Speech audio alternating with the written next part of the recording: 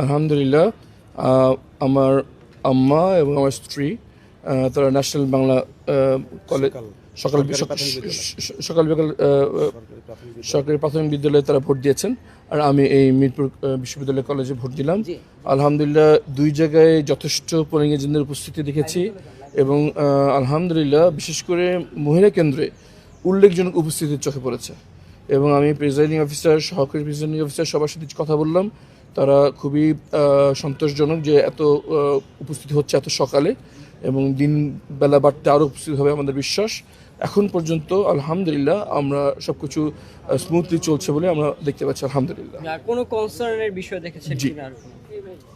সবচেয়ে বড় কনসার্নের বিষয় হচ্ছে, উদ্বেগের বিষয় হচ্ছে যেসব কেন্দ্র মানে ইলেকশন কমিশন এবং আইন শৃঙ্খলা বাহিনী কর্তৃক ঝুঁকিপূর্ণ হিসেবে শ্রেণীভুক্ত করা হয়েছে, সেখানে ইলেকশন কমিশন থেকে ঘোষণা দেওয়া হয়েছিল যে সব জায়গায় সিসিটিভি ক্যামেরা কভারেজ থাকবে, কিন্তু গতকালকে আমরা বেশ কয়েকটি কেন্দ্রে, ঝুঁকিপূর্ণ কেন্দ্রে সরেজমিনে যেয়ে দেখতে পাই যে সেখানে সিসিটিভি ক্যামেরা নেই।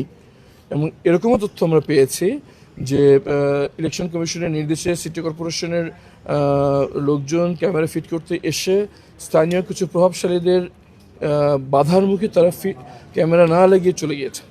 এই ধরনের তথ্য আমাদের কাছে এসছে। আমাদের কাছে তথ্য এসছে গতকাল রাতে বিভিন্ন জায়গায় পর্যবেক্ষকরা বিভিন্ন কেন্দ্রে ভিজিট করতে গেলে স্থানীয় কিছু উচ্ছৃঙ্খল লোকজন তাদেরকে হয়রানি করেছে। এবং আমাদের সবচেয়ে উদ্বেগজনক বিষয় হচ্ছে আমাদের কিছু সমর্থকদেরকে হয়রানি করা হচ্ছে, হয়রানিমূলক অভিযোগ দিয়ে তাদেরকে পুলিশে ধরিয়ে দেওয়া হচ্ছে। এটা খুবই উদ্বেগজনক। যদিও আমাকে বলতে হবে সেগুলো সবকটি এখন পর্যন্ত বিচ্ছিন্ন ঘটনা। আমি যদি পুরো আসনের দিকে তাকাই তাহলে এখন পর্যন্ত সার্বিক পরিস্থিতি শান্তিপূর্ণ, উৎসবমুখর পরিবেশে বাংলাদেশের জনগণ ভোট দিচ্ছে। আরমান ভাই, আরেকটা প্রশ্ন ছিল যে এই কেন্দ্রের বিষয়টা যদি বলি, 3318 জন এখানে লিস্টেড ভোটার, এবং দেখা যাচ্ছে যে এখানে লিস্ট ইলেকশন কমিশন থেকে লিস্ট এসেছে মাত্র 3051 জন। এই যে মাঝখানে যে ভোটাররা আসছেন, অনেকে ভোট দিতে পারছেন না, তারা লিস্টের বাহিরে বলছেন এখান থেকে, তাদের বিষয়ে কি বলবেন? তারা ভোট দিতে পারছেন না এই বিষয়টা আমরা আমাদের যারা পোলিং এজেন্ট আছেন, ইলেকশন অবজারভার যারা আছেন এবং ইলেকশন কমিশনের যারা এখানকার দায়িত্বে নিয়োজিত আছেন, আমরা তাদের দৃষ্টি আকর্ষণ করছি এবং আমার দৃঢ় বিশ্বাস সবাই ভোট দিতে পারবেন ইনশাআল্লাহ। আমরা মনে করি যে একটি নির্বাচন সুষ্ঠু হয়েছে কিনা এটা ফলাফলের উপর নির্ভর করে না, এটা নির্ভর করে প্রক্রিয়ার উপর। প্রথম প্রক্রিয়া হচ্ছে নির্বাচন কমিশন যেসব প্রতিজ্ঞা করেছিল, সিসিটিভি কভারেজ, আইন শৃঙ্খলা বাহিনীর অবস্থান, সেগুলো নিশ্চিত হয়েছে কিনা। দ্বিতীয়ত হচ্ছে ভোট দেওয়ার সময় কোনো রকম হয়রানি বা কোনো রকম বাধা বিপত্তি আসছে কিনা।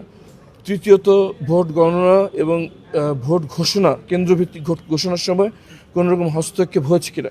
এগুলোর উপর নির্ভর করবে যে ভোট আমরা কি গ্রহণযোগ্য হয়েছে নাকি এটা ত্রুটিপূর্ণ হয়েছে। ফলাফলের উপর কখনো এটা নির্ভর করে না। আমরা নির্দ্বিধায় বলতে পারি, যদি এখন পর্যন্ত যেভাবে চলছে ফলাফল গণনা এবং ফলাফল যদি এভাবে নির্বিঘ্নে হয়, যেই ঘোষণা আসুক আমরা মেনে নেব ইনশাআল্লাহ।